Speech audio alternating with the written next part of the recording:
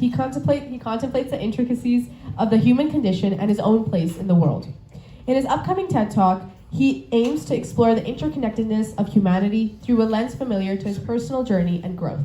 Please give a round of applause for Dylan Sheen and his speech, A Cheesy Little Metaphor for Me.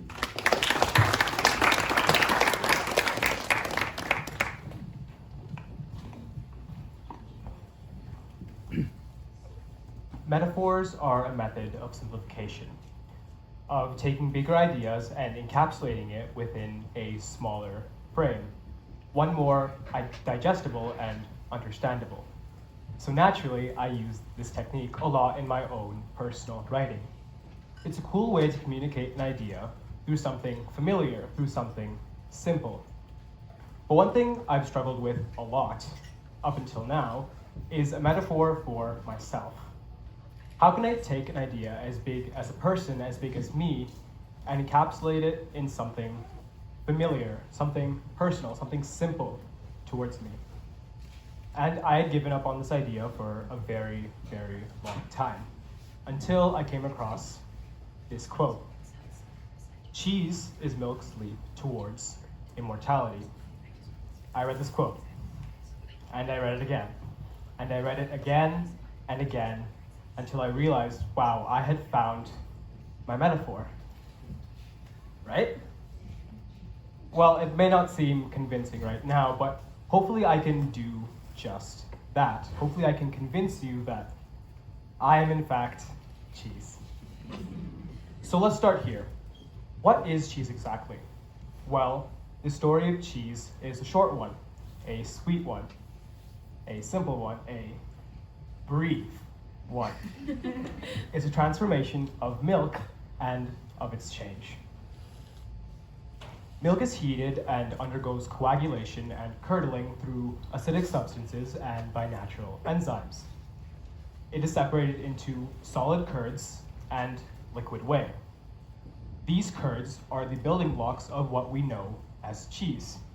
But I guess you could also say that this is the way that cheese is made. So, these are also the techniques that ancient Mesopotamian farmers would actually utilize to make the first cheeses. So to me, this metaphor is not only for myself, but all of you watching. This tale of cheese making is as old as humanity, and it's followed us through the ages. Get it? Because you can age cheese. Regardless, I invite you on a little trip, a trip with me around the world, to explore how versatile these little curds can truly be. This is mozzarella. We're all familiar with it, right? It makes dishes like pizza. It's malleable. It's stringy. So, when faced with pressure, milk transforms, or can transform, into something like this. Pretty cool. This is paneer. This is a cheese that I grew up with. And it showcases the familiarity. It shows familiarity to me and the uniqueness of cheese. How it can be so many different things.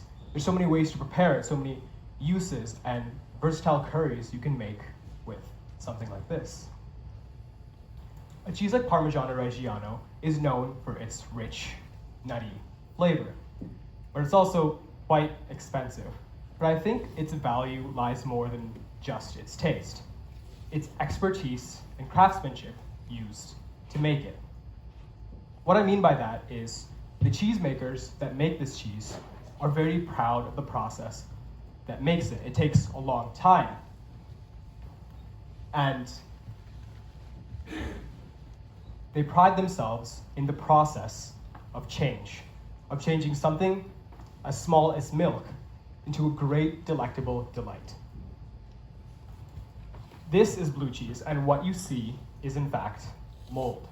A lot of people don't like this. They find it as a flaw. But many people enjoy the certain aspect of it, making it all the more unique and enjoyable to them. To me, it is a purposeful and distinctful choice. The art of making cheese is in fact a purposeful endeavor.